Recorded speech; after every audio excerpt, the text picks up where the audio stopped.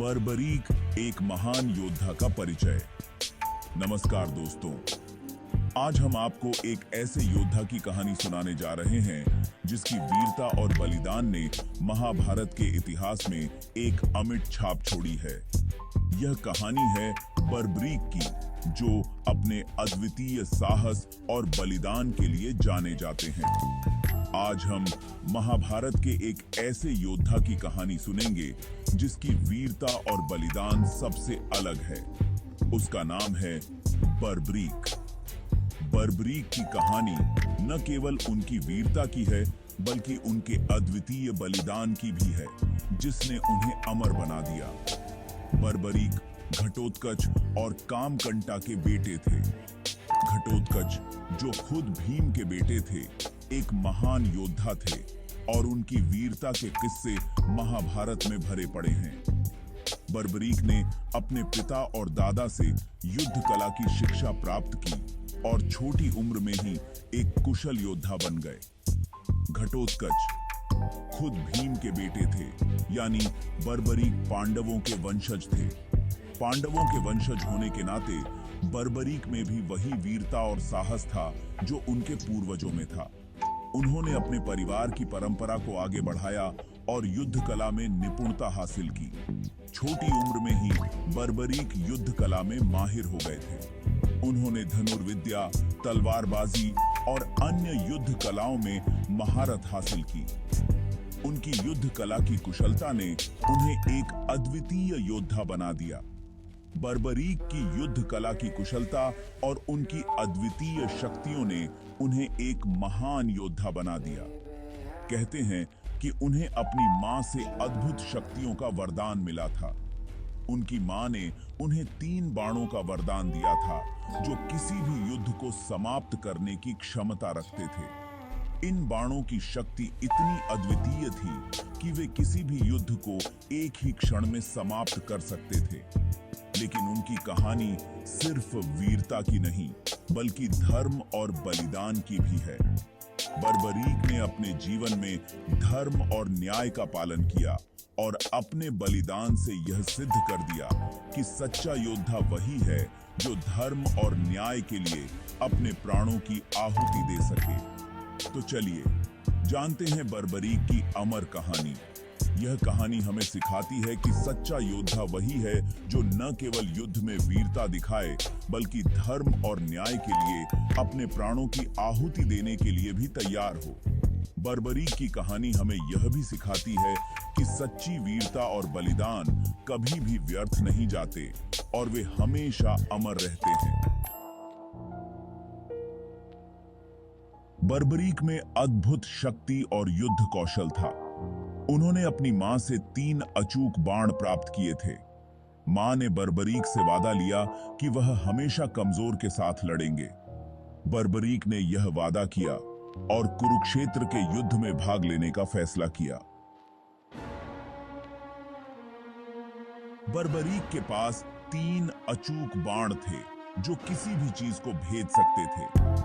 पहला बाण सभी दुश्मनों को निशान लगा सकता था, दूसरा बाण केवल दोस्तों को निशाना बना सकता था और तीसरा बाण बाकी सबको खत्म कर सकता था। इन बाणों की ताकत से बर्बरीक अजेय थे। जब बर्बरीक को कुरुक्षेत्र युद्ध के बारे में पता चला, तो उन्होंने युद्ध में शामिल होने का फैसला किया। अपनी मां से आशीर्वाद लेकर बर्बरीक अपनी नीली घोड़ी पर बैठकर कुरुक्षेत्र की तरफ चल दिए। उनके मन में बस एक ही इच्छा थी, धर्म की रक्षा करना और अपना कर्तव्य निभाना। सेक्शन 5, श्री कृष्ण से भेंट, ब्राह्मण वेश में लीला। रास्ते में बर्बरीक की मुलाकात एक ब्राह्मण से हुई। यह ब्राह्मण कोई और नहीं बल्कि स्वयं भगवान श्री कृष्ण थे, जो छिपे रूप में बर्बरीक की परीक्षा लेने आए थे। श्री कृष्ण ने बर्बरीक से पूछा, हे वीर, तुम किसकी तरफ से युद्ध करोगे? बर्बरीक ने उत्तर दिया, मैं कमजोर की तरफ से लड़ूंगा। सेक्शन 6, परीक्षा की घड़ी, धर्म संकट और एक दुविधा। महाभारत के युद्ध की तैयारी जोरों पर थी। हर योद्धा अपने कर्तव्यों के प्रति सजग था और युद्ध भूमि में एक अजीब सी हलचल थी। श्री कृष्ण ने बर्बरीक से कहा, यदि तुम कमजोर की तरफ से लड़ोगे तो क्या तुम पांडवों का साथ नहीं छोड़ोगे? श्री कृष्ण की यह बात बर्बरीक के मन में गूंजने लगी, क्योंकि कौरवों की संख्या ज्यादा है और पांडव कमजोर हैं। कौरवों की विशाल सेना के सामने पांडवों की सेना छोटी और कमजोर प्रतीत हो रही थी। बर्बरीक इस उलझन में फंस गए। उनके मन में कई सवाल उठने लगे। क्या वह अपने वचन का पालन करें या अपने प्रियजनों का साथ दें? उन्हें समझ नहीं आ रहा था कि क्या करें। बर्बरीक के मन में एक गहरी दुविधा थी। एक तरफ उनका वादा था और दूसरी तरफ उनके अपने थे। बर्बरीक ने अपने वचन को निभाने का संकल्प लिया था, लेकिन अपने प्रियजनों को संकट में डालना भी उनके लिए कठिन था। बर्बरीक ने अपने वचन को याद किया। उन्होंने प्रतिज्ञा की थी कि वह हमेशा कमजोर की तरफ से लड़ेंगे, लेकिन अब जब वह युद्ध भूमि में खड़े थे, उन्हें समझ नहीं आ रहा था कि सही क्या है और गलत क्या है। श्री कृष्ण ने बर्बरीक को समझाने की कोशिश की। उन्होंने कहा, धर्म का पालन करना महत्वपूर्ण है, लेकिन अपने कर्तव्यों को भी नहीं भूलना चाहिए। श्री कृष्ण की बातें बर्बरीक के मन में गूंजने लगीं। बर्बरीक ने दोनों सेनाओं को देखा। उन्होंने सोचा कि क्या वह अपने वचन का पालन करें या अपने प्रियजनों का साथ दें। यह निर्णय उनके लिए बहुत कठिन था। अंत में बर्बरीक ने निर्णय लिया कि वह अपने वचन का पालन करेंगे। उन्होंने श्री कृष्ण की ओर देखा और कहा, मैं अपने वचन का पालन करूंगा, चाहे जो भी हो। श्री कृष्ण ने बर्बरीक की दृढ़ता को देखा और उन्हें आशीर्वाद दिया। उन्होंने कहा, तुम्हारा निर्णय सही है। धर्म का पालन करना ही सबसे बड़ा कर्तव्य है। बर्बरीक ने युद्ध में शामिल होने का निर्णय लिया। उन्होंने अपने वचन का पालन किया और धर्म की रक्षा के लिए लड़ाई लड़ी। उनकी दृढ़ता और साहस ने सभी को प्रेरित किया। सेक्शन 7, बलिदान की कहानी, शीश दान और अमरता का वरदान। यह कहानी महाभारत के महान योद्धा बर्बरीक की है, जिन्होंने अपने शीश का दान देकर अमरता का वरदान प्राप्त किया। श्री कृष्ण ने बर्बरीक को समझाया कि युद्ध में उनका दखल धर्म को खत्म कर देगा। बर्बरीक, जो महान योद्धा थे, ने अपने बलिदान से धर्म की रक्षा की। श्री कृष्ण ने उन्हें बताया कि उनकी शक्ति इतनी प्रबल है कि वह युद्ध का परिणाम बदल सकते हैं। बर्बरीक समझ गए कि उनका धर्म श्री कृष्ण की बात मानने में है। उन्होंने महसूस किया कि उनका कर्तव्य धर्म की रक्षा करना है, चाहे इसके लिए उन्हें कितना भी बड़ा बलिदान क्यों न देना पड़े। बर्बरीक ने श्री कृष्ण की बातों को ध्यान से सुना और उनके महत्व को समझा। उन्होंने श्री कृष्ण से कहा, मैं आपकी आज्ञा मानूंगा। बर्बरीक ने अपने गुरु के प्रति अपनी निष्ठा और समर्पण को दर्शाया।